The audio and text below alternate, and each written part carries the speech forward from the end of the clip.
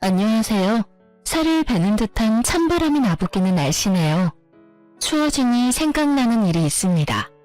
이제는 따뜻하고 포근한 날만 간직하고 싶어 차갑디 차갑던 살얼음 같은 기억을 이 기회를 통해 털어내보려 해요. 저는 40대 초반의 주부입니다. 제 남편과 저는 부모님의 주선으로 마련된 맞선 자리에서 처음 만나게 되었어요. 당시 나이가 26이었던 터라 무슨 맞선이냐며 부모님께 어린 딸을 그렇게 남에게 보내고 싶냐고 눈물까지 쏟으며 거부했었죠. 하지만 처음이자 마지막이라며 좋은 사람이라는데 놓칠 수 없다고 애원하듯 몇 날 며칠을 저에게 부탁하는 통에 나갔던 거예요. 그런데 민망하게도 그때 처음 본 남편과 눈이 맞아버렸고 짧은 연애를 마치고 결혼까지 하게 됐어요. 제 남편은 성인이 되자마자 사업을 시작했고 많은 사업을 하면서 시행착오를 겪었어요. 그로 인해 얻은 노하우로 결혼 직전에 시작한 사업이 대박을 쳤어요. 꼭 결혼 전에 일을 벌려야겠냐는 만류에도 흔들리지 않더니 그 고집으로 성공의 쾌거를 맞이하게 된 거죠. 그 덕에 신혼 때부터 알뜰살뜰 살아본 적이 없어요. 사고 싶은 건 사고 먹고 싶은 건 먹으면서 남부럽지 않은 넉넉한 살림을 꾸리며 지냈거든요. 거기다 남편은 자신의 이상을 현모양처라며 저더러 바깥일할 생각 말고 안사람으로서 내 좀 잘해주면 좋겠다고 하기에 결혼한 후로는 일까지 그만두고 아내의 역할에만 전념하며 가족을 챙겼어요. 평범함의 표준인 친정과 달리 시댁은 경제적으로 여유가 있어 금전적으로 시댁을 신경 쓸 일도 전혀 없었어요. 오죽하면 필요한 게 없으니 생일 선물도 짐이라며 하지 말라고 하실 정도였다니까요. 되려 시부모님이나 남편이나 자기들 말고 친정의 용돈이라도 더 챙겨드리고 좋은 게 있으면 항상 친정 먼저 챙기라고 하셨어요. 어머님, 제가 얼마 전에 백화점 갔다가 너무 예뻐서 어머님께 딱 어울릴 것 같아 하나 사봤어요. 지나칠래도 눈에 밟혀서 그냥 올 수가 있어야죠. 아유, 뭘 이런 걸 사와. 그 돈이면 네가 필요한 거나 하나 더 사지. 참, 나 줄 게 아니라 사돈댁한테 잘 어울리겠네. 사돈댁한테 선물해줘. 하지만 이건 어머님 생각하면서 산 건데 어떻게 저희 엄마한테 드려요. 이번만 받아주세요. 네? 내가 우리 며느리 성의 봐서 이번만 받는 거야. 알겠어? 다음부터는 굳이 챙길 필요 없어. 정 챙겨주고 싶으면 아들이랑 시간 내서 밥이나 함께 하고 말자. 그래도 오고 가는 정은 함께 식사하는 자리에서 시작하니 말이야. 그럴게요. 이야기 나온 김에 그럼 약속 잡을까요? 남편이 일 때문에 바쁘니까 미리 시간을 잡아야 맞추기 수월하다고 하더라고요. 제가 근사한 곳으로 예약할게요. 분위기 있게 오붓하게 식사해요. 그래, 좋다. 사돈댁이랑도 날 잡아서 외식도 좀 하고 우리랑만 자리 마련해서 함께 시간 보내면 얼마나 서운하시겠어. 귀한 딸 빼앗겼다는 원망 나는 듣기 싫다. 이런 시댁을 만난다는 건 정말 행운 아닌가요? 며느리와 사돈댁에 이렇게 신경을 써주는 집안이 몇이나 되겠나 싶었어요.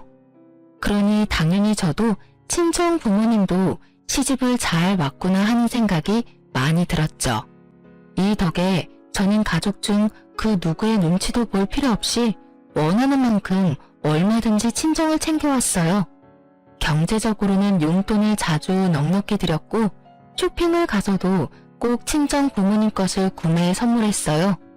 외동인 제 아이의 교육도 부족하지 않도록 연령에 맞게 좋다는 것은 다 시켜봤을 정도로 투자했고요.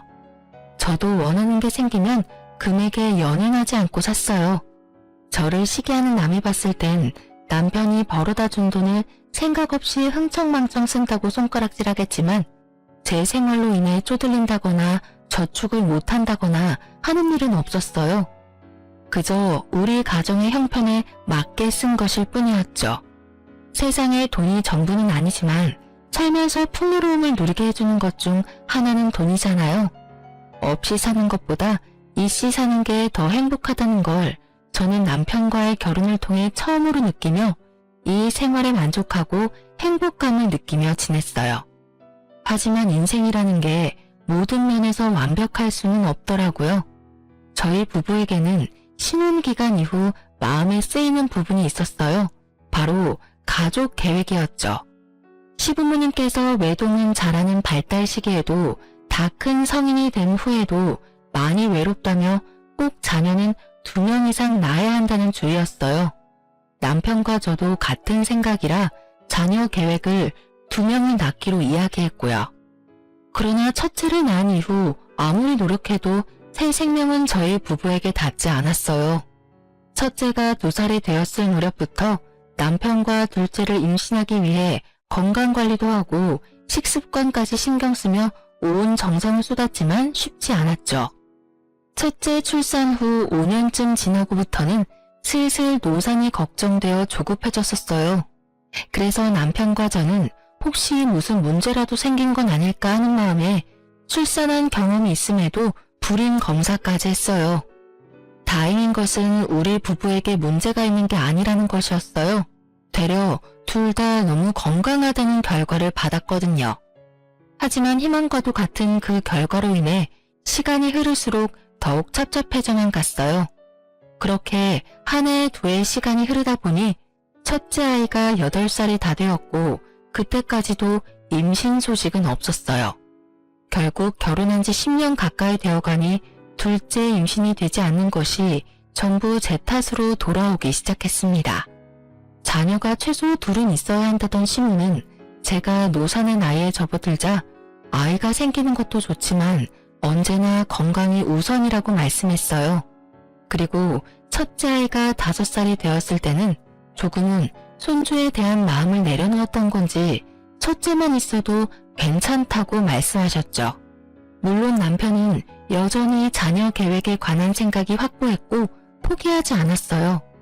그런데 첫째가 7살이 되었을 때부터였어요. 다 내려놓은 줄 알았던 시모까지 남편과 합세해서 한약이라도 더 강하게 지어 먹기라도 하라며 타박했죠. 예, 내가 정말 이런 말까진 안 하려고 했는데 해도 너무한 것 아니니? 어떻게 된 게 사지 멀쩡하다면서 이렇게까지 임신이 안 될 수 있어? 너 한약 지어 먹으랬더니 임신하기 싫어서 임신 안 되는 약 지어 먹고 있는 것 아니야? 그러지 않고서는 이럴 수 없지. 긴 세월 기도한 성의를 봐서라도 삼신할미가 점지를 해줬을 거라고. 어머님, 그게 무슨 말씀이세요? 제가 얼마나 간절하게 바라고 있는 줄 아시잖아요. 그래서 매번 친정엄마와 함께 한의원 가서 약 지어와 꼬박꼬박 챙겨 먹고 있고요. 사돈이 지어준 게 얼마나 효과가 있겠니? 그 싸구려 동네에 허름한 한의원이나 가서 지을 게 뻔한데. 돈 신경 안 쓰고 좋은 한의원 가서 좋은 약을 써야 효과가 있지. 평범하기 짝이 없는 남들도 다 먹는 약 지어준 게 뭐 대단한 거라고 그걸 먹으면서 버티고 있어? 내 아들 속만 태우면서 말이야. 어머님, 재은이 아빠가 둘째 갖기 위해 마음고생하고 있다지만 그렇다고 제 친정 무시하는 말까지 서슴없이 하시면서 깎아내리는 건 아니죠. 친정엄마가 여기저기 묻고 물어서 실력 있는 한의원 찾아서 진료받고 지어온 약이에요. 고만고만한 동네 사람들한테 물어봤자 고만고만한 곳 알려주지 않겠니? 이번엔 잔말 말고 내가 연결해준 한의원 가서 약 싹 바꾸렴. 내 아들만 불쌍하지. 노력한다시고 싸구려 한약이나 먹으면서 몇 년을 임신이 안 된다며 답답해한 꼴이라니. 예, 남자가 건강한데 애가 안 들어쓰는 건 무조건 여자 문제인 건 알지? 늘 제게 괜찮다고 말해주던 시모였기에 저는 시모가 쏟아낸 말들에 큰 충격을 받았어요. 오래 알고 지낸 만큼 서운함을 넘어 배신감과 같은 감정이 몰아칠 정도였죠. 저는 그런 시모에게 아무리 친정이 경제적으로 조금 기운다고 해도 그렇게 대놓고 무시하는 말을 하는 게 맞는 거냐고 따졌어요. 시모는 그런 저를 쏘아보고는 아이고, 머리 검은 짐승 거두는 게 아니라더니 여태 잘 대해주고 잘 챙겨주는 건 눈꽃만큼도 생각 못하고 듣기 싫은 소리 조금 했다고 어디 시어미한테 따박따박 말대꾸까지 하니? 안타까운 마음이라도 지켜야 할 선이라는 게 있는 것 아닌가요? 제가 임신을 하고 싶으면 하고 하기 싫으면 안 할 수 있는 것도 아니잖아요. 저는 이날 처음으로 돈이 사람을 만든다는 말을 뼈저리게 느꼈습니다. 돈이 주는 여유가 안정감만이 아닌 오만함도 뒤따라오는 거라는 것을 알게 되었죠. 그리고 시모가 그렇게 친정을 챙겨주라고 했던 것도 시댁의 경제력을 과시하기 위함이었다는 것까지도요. 시모는 그날 오갔던 대화를 남편에게 이야기했는지 퇴근하고 돌아온 남편도 저를 바라보는 눈빛에 성이 잔뜩 나 있었어요. 한참을 말을 아끼며 눈알을 굴리던 남편은 더는 못 참겠다며 다 차려놓은 밥상 앞에 앉아서는 저를 쥐잡듯이 잡아댔죠. 당신 엄마랑 오늘 한바탕 했다며? 엄마가 오죽 속상하면 나한테 전화까지 와서 하소연을 해. 어머님께서 뭐라고 말씀하셨는지는 모르지만 오늘은 어머님께서 선을 넘었다고요. 그러지 않고서야 아랫사람인 내가 목소리를 높였겠어? 전후 사정도 모르면서 어머님 말씀만 듣고 와서 나한테 큰 소리 치지 마요. 우리 엄마가 선을 넘고 말고 할 게 뭐 있어. 둘째가 안 생기니까 걱정되고 안타까운 마음의 한 말을 당신이 오해한 거겠지. 좋은 곳 가서 좋은 약 지어 먹으라는 게 엄마한테 대들 문제야? 당신이 조금 더 너그러웠어야지. 내 부모 모욕하는 시어머니한테 내가 얼마나 더 너그러웠어야 하는데? 당신도 지금 당신 엄마니까 무조건적으로 어머님 편드는 거잖아. 엄마가 장인 장모님 모욕할 일이 뭐 있어? 매번 당신한테도 나한테도 본인들 챙기지 말고 장인어른이랑 장모님 먼저 챙기라는 분이라는 거 알면서 그냥 당신이 수틀렸거나 괜한 자격심 생겨서 대든 거 아니야? 뭐? 내 엄마가 딸 생각하는 마음으로 수소문에서 찾아갔던 한의원이고 몸에 좋은 것 하나라도 더 넣어준 한약을 싸구려라고 폄하한 건 어머님이야. 그게 내 부모를 생각하는 분이 할 말이야? 돈 좀 있으니까 평범한 우리 집을 무시하는 거지. 당신 집안이 우리 집안보다 경제적으로 기우는 건 사실이잖아. 무시를 한 게 아니라 팩트를 말한 거지. 내일 당장 엄마한테 무례하게 군 거 사과드려. 어떤 이유에서든 엄마 이겨보겠다고 버릇없이 행동했잖아, 당신. 결국 무작정 자신의 엄마라고 시모가 다 맞고 내가 잘못 행동했다는 남편과 2차로 큰 말다툼이 오갔어요. 친정 부모님을 모욕한 시모에게 사과하라는 말도 모자라 시모가 연결해준 한의원까지 감사한 마음으로 다녀오라고 강요까지 했고요. 남편의 말 한마디 한마디가 다 저의 신경을 긁는 말뿐이었어요.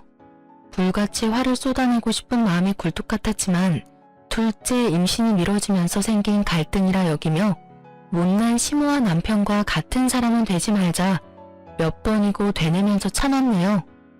한약 지어 먹는 일이 뭐 큰 사달이라고 일을 여기서 더 키우나 싶은 생각도 들었고요. 그로부터 며칠 뒤 저는 시모가 소개해준 한의원을 방문했어요. 시모가 당신 눈으로 꼭 가는 걸 확인해야겠다며 같이 가자고 성화했지만 저는 극구 사양하고 혼자 방문했어요. 그냥 단순히 약만 지우면 될 일이었지만 저도 저대로 생각해둔 게 있어 시모가 오면 조금 곤란했거든요. 뭐 때문이냐고요? 시모가 연결해준 한의원에 방문 예약을 한 날 저는 친정엄마와 함께 다녀왔던 한의원에 연락해서 지어온 한약 성분을 적어두었어요. 그리고 시모가 알려준 한의원에 가서 진료를 볼 때 이미 한약을 먹고 있으며 조금 더 첨가하는 정도로만 해서 추가로 지어달라고 요청했거든요. 한의사분께는 이 사실을 시댁에 비밀로 해달라고 간곡히 부탁드렸고요. 저 역시 시모는 물론 남편에게까지 구구절절 이야기하지 않았어요. 그냥 잘 다녀왔고 좋은 약으로 새로 지어왔다고만 말한 뒤 약을 받은 것까지 확인시켜 드렸어요. 그제야 이 갈등은 일단락이 되었죠. 그 뒤로 한동안 저는 친정엄마와 시모가 알려준 한의원 모두 방문하며 같은 약을 똑같은 방식으로 매번 지어 먹었어요. 엄마의 정성도 너무 소중했고 시댁과의 갈등을 또다시 만들고 싶지 않아 선택한 방법이었어요. 제 마음 편하자고 한 행동인지라 지금 생각해봐도 번거롭긴 했지만 나름 제 방식으로 잘 대처했다 생각이 드는 건 어쩔 수 없네요. 이 방법으로 한약을 지어 먹은 지 반년쯤 지났어요. 다행히 그 기간 동안 시댁이나 남편과의 마찰은 없었고요. 반년이란 시간 동안 한약도 잘 챙겨 먹고 매달 가임기를 놓치지 않고 잘 계산해 숙제도 꾸준히 했거든요. 하지만 길다면 긴 시간임에도 여전히 둘째 임신은 깜깜무소식이었어요. 되려 생리불순으로 인해 기대와 실망감만 반복해서 심어줄 뿐이었죠. 결국 저는 시댁에 완전히 찍혔어요.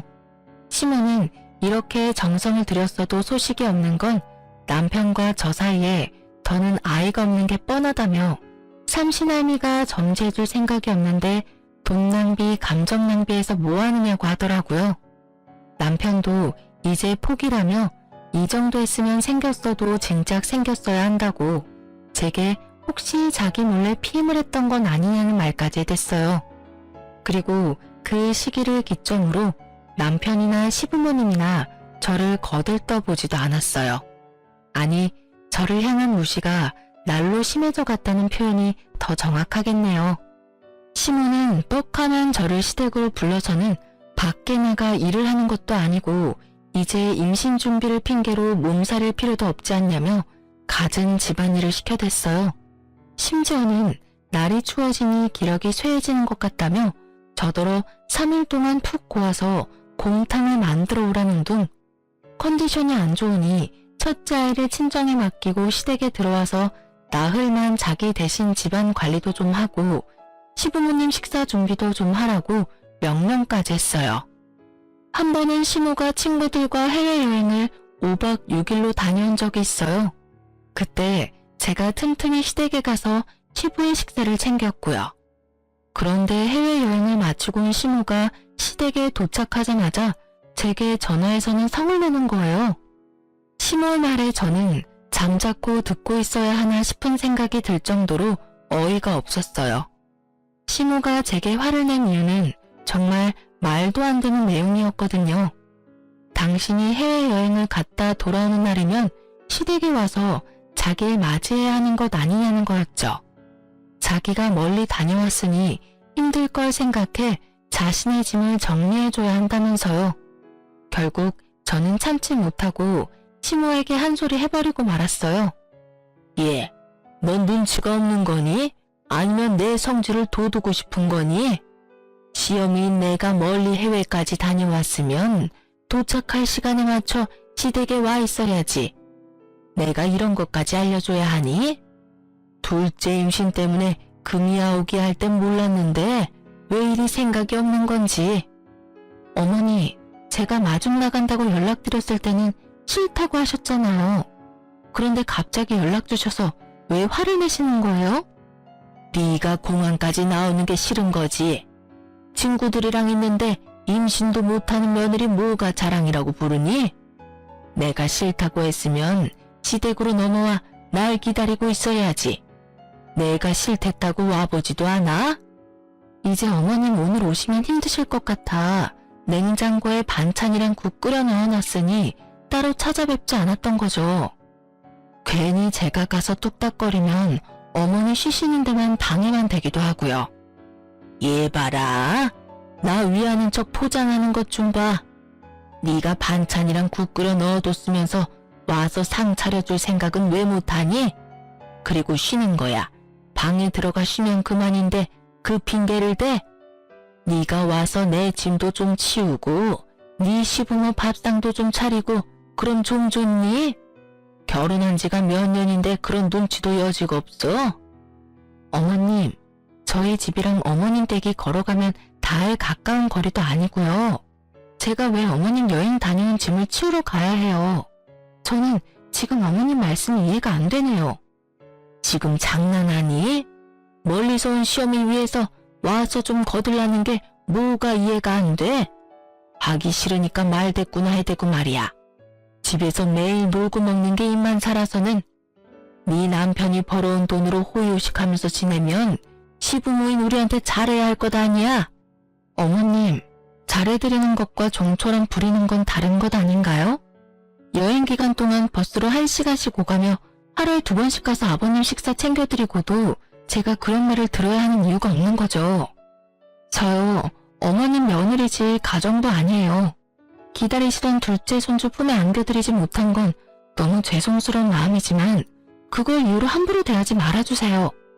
저를 대하는 태도가 확연히 변한 시모에게 그간 쌓인 감정을 쏟아냈어요.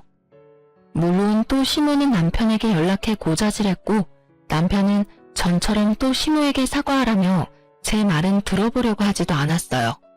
하지만 이번만큼은 굽히지 않았어요. 되레 남편에게 둘째를 포기한 뒤로 시댁 식구 모두 나를 막대하는 걸 언제까지 참아줘야 하냐며 큰 소리를 내버렸어요. 남편은 저더러 여자가 임신도 못하면 쥐 죽은 듯이 살아야지 뭐 잘났다고 목소리를 높이냐더군요.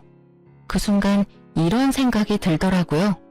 남편 같지도 않은 인간한테 뭐 바라는 게 있다고 이렇게 감정 소비를 하고 있는 걸까?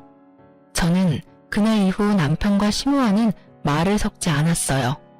물론 남편과 말 한마디 하지 않고 지낸다는 건 어려웠지만 저는 최대한 단답식으로 대답하는 정도로 대꾸해 대화를 이어가지 않았죠. 그렇게 지내기를 한 달 반쯤 지났을까요? 몸이 좀 이상한 것만 같았어요. 아래배 통증에 하열 증상까지 보여 부인과에 가서 검사 받아보게 되었어요. 검사 결과가 나온 날 저는 청천벽력 같은 소식을 듣게 되었습니다. 제가 자궁 내막암에 걸렸다고요. 젊은 사람들은 나이 든 노인들과 비교했을 때 건강면에서 차이가 나 암이 훨씬 빨리 퍼진다는 말을 들었던 적이 있는데 임신을 위해 건강증진 한약을 먹고 있었던 게 문제였던 걸까요? 암이라는 사실을 알게 되었을 땐 이미 다른 부위까지 전이된 후였어요. 한시가 급한 상황까지 와버린 후라 어떤 방식으로 치료할지에 대한 선택권조차 없었어요. 결국 저는 짧은 시간 안에 자궁 절제술까지 하게 되었어요. 다른 암에 비한다면 어쩌면 수술 후 경과도 좋았고 또 생명에 지장도 없었으니 천운이었다 여겼지만 그럼에도 참 힘든 시간을 견뎌야 했죠. 그렇게 고생 끝에 건강이 좋아졌지만 이럴 거면 차라리 포기하는 게 나았을지도 모르겠다는 생각이 들 정도로 마음이 힘들어졌어요. 수술 후 저는 시댁에서 완전 찬밥 신세가 따로 없었죠. 시댁 식구들은 제게 자궁까지 뗐는데 여자가 맞는 거냐며 남자도 여자도 아닌 몸이 되었다는 모욕에 모멸감을 느껴야 했어요. 심지어 남편까지도 저를 챙겨주기는커녕 시댁 식구들과 한편을 이루어 저의 모든 것을 깎아내리는 부정적인 말들만 쏟아냈어요. 그리고 늘 다 늦은 새벽이 되어서야 집에 들어와서는 정말 잠만 자고 나갔고요. 잘 때마저도 저와 살다는 것도 싫다며 저를 아이방으로 내쫓고 혼자 안방을 차지하고 잤어요. 시모는 이 상황이 신나기라도 하는지 매일을 제게 찾아와 듣기 거북한 말들만 해댔습니다. 집안에 여자가 잘못 들어오면 3대가 망한다더니 내 아들이 젊은 나이에 여자 같지도 않은 널 평생 데리고 살아야 하는 게 말이 되니? 어머님, 제발 그만 좀 하세요. 남편이 아팠어도 그렇게 말씀하셨을 것 같으세요? 도대체 제가 뭘 그리 잘못했다고 아픈 제게 찾아와서 이러는 건데요. 아픈 게 잘못인가요? 네? 그럼 아픈 게 자랑이니? 건강히 애 낳으라고 비싼 한약까지 따박따박 지어 먹여놨더니 가즈라는 애는 안 갖고 암덩어리를 키운 너를 뭐 예쁘다고 격려한다니?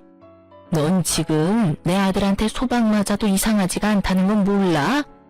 옛날 같았으면 쫓겨나도 꼴백 번은 쫓겨났어. 그럼 제가 나가기라도 할까요? 예? 그렇게 못마땅하시면 제가 재은이 데리고 나갈게요. 그럼 되는 거죠?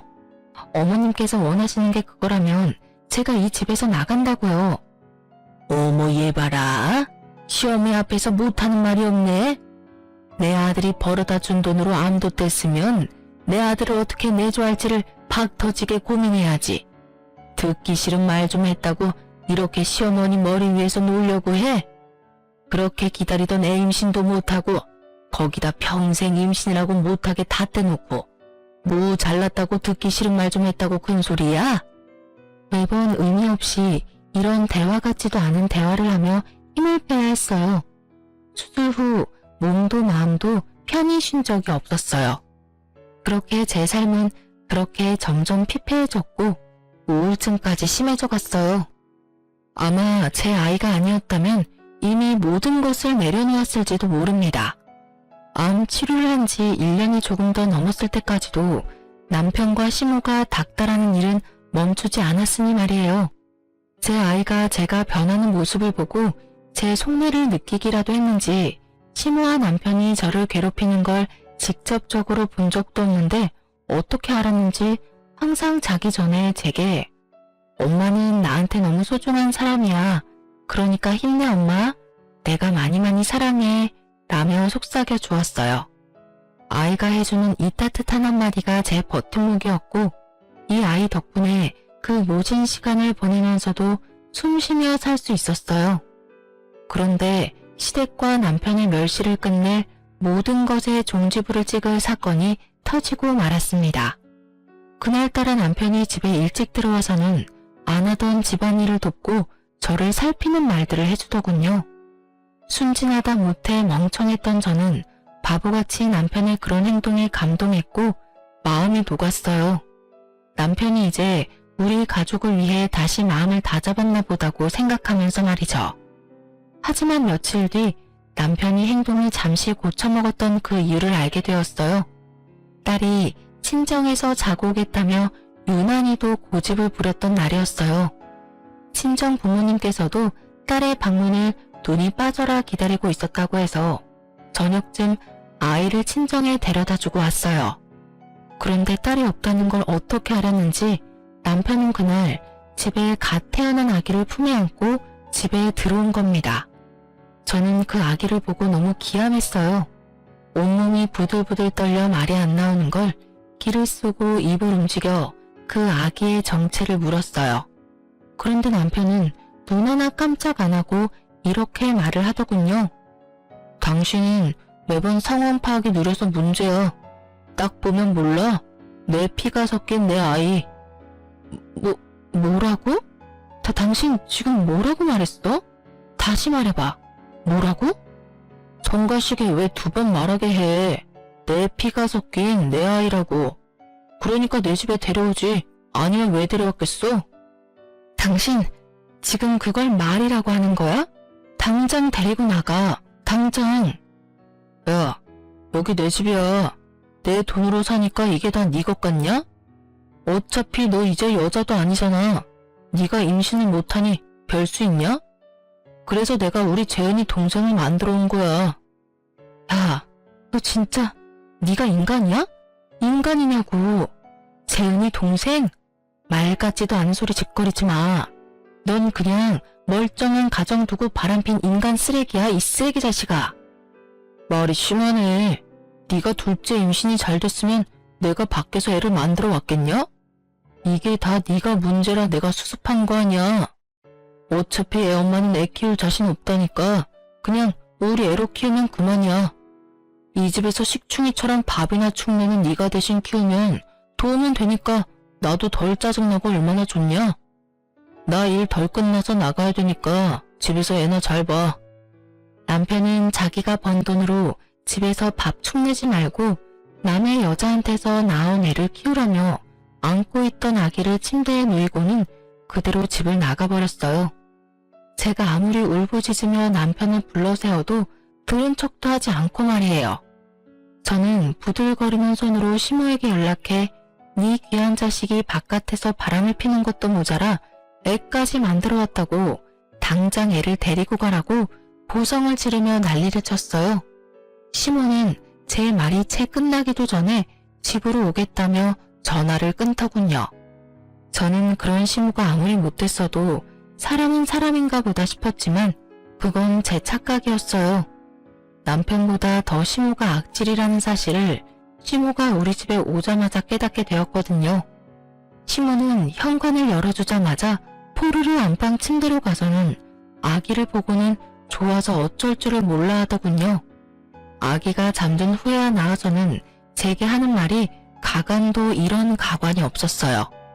전화로 하도 난리를 피워서 오긴 왔다만 도대체 뭐가 문제라고 이 난리니?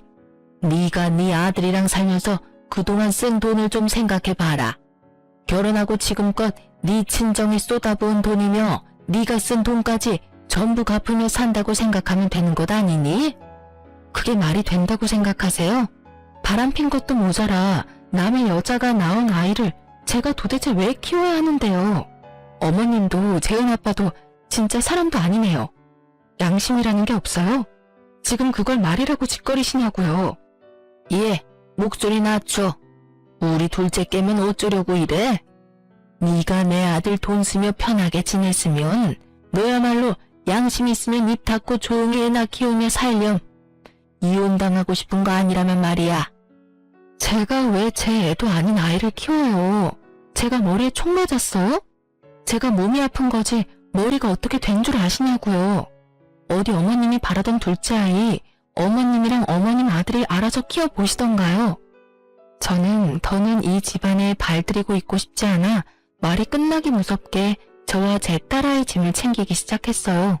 시모는 그런 절 보더니 감히 어딜 나가려고 짐을 싸냐며 제 옷을 잡아 끌고 짐 가방을 뒤엎으며 방해해댔죠.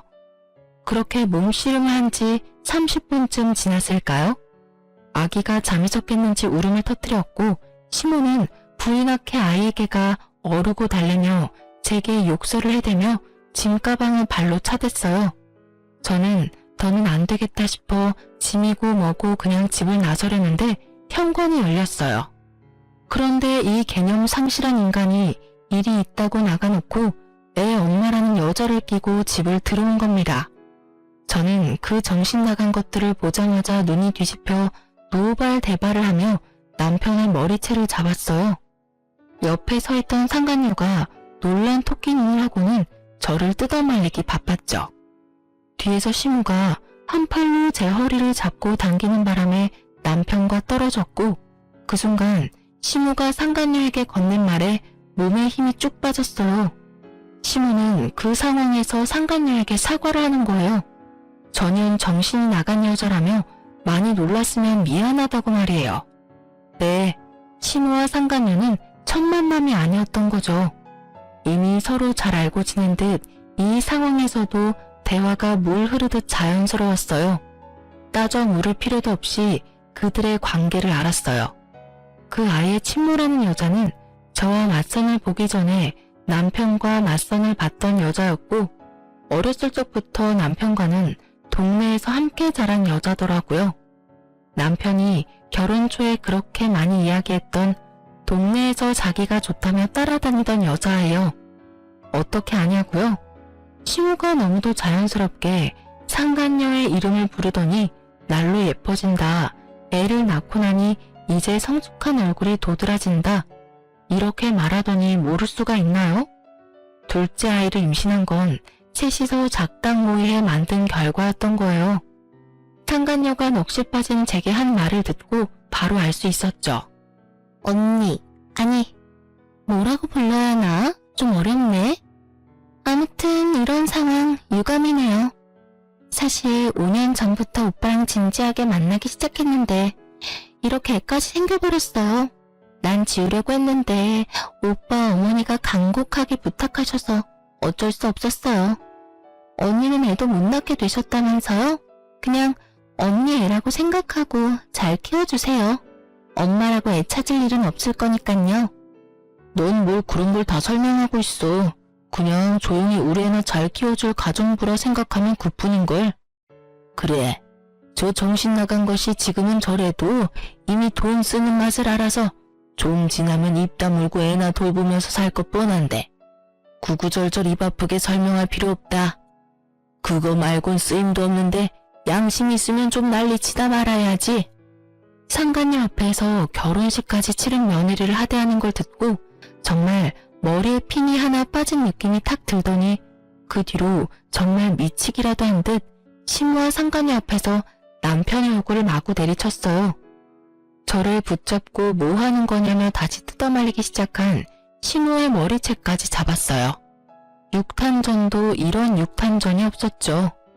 시무와 6탄전은 남편과 상간녀가 뜯어말려 간신히 떨어졌고 저는 산발머리를 한 채로 안방으로 가 남편의 짐을 대충 가방에 우겨놓고는 복도에 집어던져버렸어요.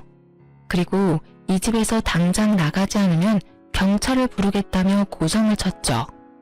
그러니 남편이 기가 찬다는 표정을 하고는 자기 집이라며 나갈 거면 저더러 나가라고 남편도 소리를 치며 억지를 부리더라고요. 그런데 시끄러운 소리에 옆집 사는 이웃이 나와 자꾸 저희 집을 기웃대기 시작하더니 그제야 눈치가 좀 보였는지 남편은 저를 향해 재수가 없다며 침을 찍 뱉고는 내일 다시 얘기하자며 아기와 불륜녀 시모까지 모두 데리고 돌아갔어요. 그날 저는 인생에 처음으로 포효하며 눈물을 쏟아냈습니다. 사실 남편이 생각보다 순순히 집을 나간 이유가 있어요. 옆집 이웃의 눈치도 보였겠지만 우리 집은 결혼할 때 친정 부모님이 기죽지 말라면서 모은 돈을 탈탈 털어준 집이었어요.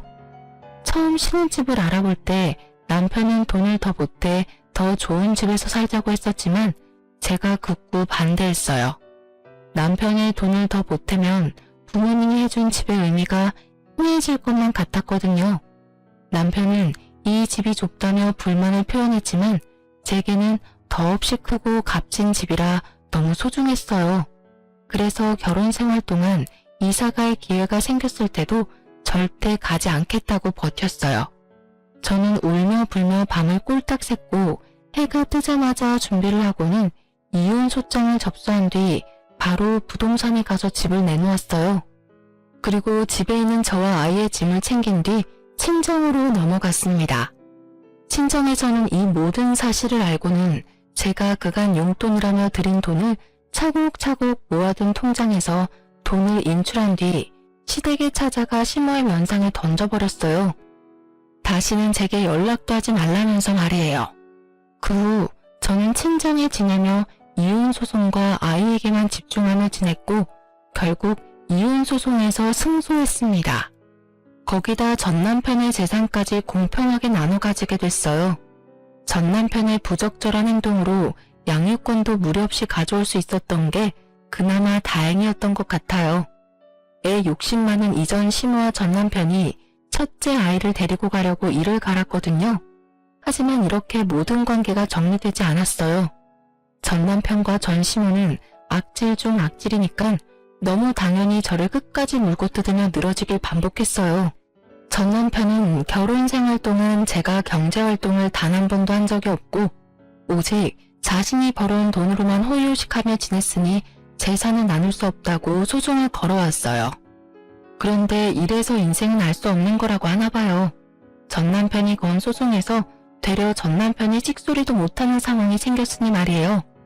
재산을 나누지 않는 대신 제가 주부로서 긴 세월을 가정 속에서 희생한 노동의 값을 지불할 수 있겠느냐고 판사가 물었어요. 그러면서 바깥에 나가 돈을 번다는 명목으로 집안을 돌보지 않은 남편에 대한 태도를 책망했어요. 그 덕에 저는 이혼 위자료의 전 남편의 재산까지 이혼하면서 챙길 수 있는 것은 모두 챙긴 뒤 이혼을 마칠 수 있었습니다. 하지만 이걸로 그간 제가 당한 수모가 사라지겠어요? 저도 크게 한수를 두었어요. 전 남편이 운영하던 잘 나가는 사업을 망하게 만들었답니다. 어떻게 그럴 수 있는지 궁금하시죠? 실은 친오빠가 전 남편과 선후배 사이입니다. 맞선도 부모님께 친오빠가 전 남편을 소개해서 자리를 마련하게 된 거고요. 결혼 후 제가 아프기 전까지만 해도 제가 이전 시댁과 전 남편에게 당한 무시를 그 누구에게도 말한 적이 없기에 전 남편과 친오빠의 사이는 좋은 편이었어요. 그래서 이전에 친오빠가 몇 번이고 전 남편의 사업에 투자를 했었죠. 그런데 전 남편의 부적절한 태도를 친오빠에게 모두 알렸어요. 그리고 오빠에게 부탁했죠. 전 남편의 사업에 투자했던 투자금을 회수해달라고요. 친오빠는 이 사실을 알자마자 투자금 전액을 회수했어요. 전 남편은 끝까지 뻔뻔했어요. 저와 우리 가족을 찾아와서는 사업이 망해 다 죽게 생겼다며 자기를 한 번만 살려달라 구걸하더라고요. 이전 시모까지 어떻게 알았는지 찾아와서는 회수했던 투자금을 다시 투자해주라고 하고요. 그런데 애원하는 사람이 맞나 싶을 만큼 뻔뻔하게 요구해댔어요. 예, 우리가 그래도 함께한 세월이 얼마인데 이렇게까지 무섭게 할 필요가 뭐 있니? 그래도 재은이 아빠인데 망하는 꼴을 꼭 봐야 속이 시원하겠니? 재은이 아빠라니 말이 우습네요. 다른 여자한테서 자기 동생이랍시고 애를 낳았다는 걸 재은이가 알면 아빠 취급이나 해주겠어요? 왜 이혼했는지 낱낱이 밝히면 제 아이가 가슴이 미어지다 못해 곪을까봐 그나마 말하지 않은 거라고요. 시댁 식구 중에 재은이 생각하는 사람이 단 한 명이라도 있었으면 이런 파탄까진 안 갔겠죠. 재은이 생각을 해서 둘째를 만든 거지 외동이 얼마나 외로운지 모르니? 그리고 설령 자기 애비가 그런 짓을 했어도 아빠라는 건 변함없는 거야. 자기 아빠가 다 망한 모습 보면 재은이는 얼마나 상심이 크겠니? 왜 엄마라는 것이 그런 생각 못해? 복수의 눈이 멀어서는. 그럼 당신도 당신 남편이 둘째랍시고 밖에서 애 달고 왔으면 너그러운 마음으로 당신 첫째를 생각해서 참고 감내할 수 있어? 그리고 그 상황이면 당신 첫째가 당신 남편을 이해할 수 있을까? 말 같지도 않은 소리 짓거리지 말고 다신 우리 눈앞에 나타나지 마. 당신 아들이 망하는 것도 다 당신들 업보니까. 나중에는 사업장이 부도가 나 넘어갈 위기까지 처하니 짝싹 빌며 자신들이 모두 잘못이라며 제발 도와달라 애원하더군요. 그러면서 상간녀의 아이는 자기 호적에 올리지도 않겠다며 상간녀에게 보내거나 그것도 마음에 안 들면 고아원에 보내겠다는 말까지 하는데 인간도 아니다 싶더라니까요. 저는 이런 전남편이 너무도 넌더리가 나 제 바짓가랑이를 붙들고 말하고 있는 전남편을 발로 뻥 차버렸어요. 그 후에도 몇 번이고 찾아와 애걸복걸하는데 저나 우리 가족 모두 이미 그놈들에게 질릴 대로 질린 후라 듣는 신용조차 하지 않았어요. 친오빠는 인간도 아니라며 상종도 하지 않았죠. 전남편의 사업은 결국 제대로 망했고 갈 곳도 없어 시댁에 들어가 지내게 되었더군요. 상간녀는 전남편이 망해 볼품없어지니 바로 돌아섰나 보더라고요. 아기까지 시댁에 두고 자취를 감춘 바람에 전 시모가 그 나이에 아기를 돌보는지 제게 몇 번 더 연락이 왔었어요. 자기 아들이 맘고생이 너무 심하다고 자기도 그 나이에 육아를 하니 여기저기 성한 곳 없어 힘들다며 충분히 반성하고 있으니 다시 돌아오면 안 되겠냐고요. 다시는 그런 천대하지 않고 떠받들고 지낼 테니 제발 와달라고 하길래 저는 전 시모에게 다 끝난 마당에 자존심도 없느냐고 찌질하게 그러지 말고 그렇게도 챙기던 자존심 지금도 좀 챙기라며 이런 연락 다신 받아줄 일 없다고 딱 잘라버렸네요. 요즘은 건강 회복이 많이 돼서 저도 작게 사업을 시작했어요. 그 누구의 도움도 없이 제 힘만으로 뭔가 해보고 싶다는 생각이 들었거든요. 물론 아직 엄청난 성과가 있는 것은 아니지만 그래도 아이와 저 둘이 먹고 살 만큼은 벌기 시작했어요. 최근에는 어느 정도 자리도 조금씩 잡혀가고 있어요. 친정 부모님과 함께 지내며 여전히 도움도 받고 있지만 이제 저도 제 능력껏 도움도 드리면서 그렇게 제가 사랑하고 저를 사랑해주는 사람들만을 오롯이 챙기며 지내는 중이랍니다. 이 일을 겪은 후 느낀 것이 참 많은데 그 중에도 하나 꼽아보자면 우리에게 주어진 인생 속에서 사랑을 주기만도 부족한 시간이라는 것인데요. 그래서 사랑만 하며 지내기도 부족한 제 인생 시간을 미움, 원망이라는 감정으로 채우기에는 너무 아깝다는 걸 느꼈어요.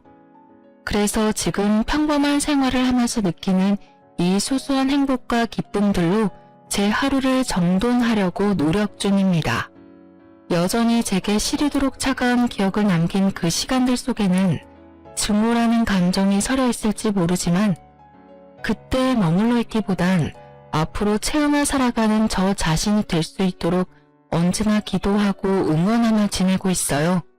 그러니 제 사연을 들어주시는 많은 분께서도 속 시원히 막말도 대차게 한번 해주시면서 그저 재미난 이야기라고 기억해 주시면 감사하겠습니다. 소소한 행복이 가득한 날 되시길 바라며 마칩니다. 감사합니다.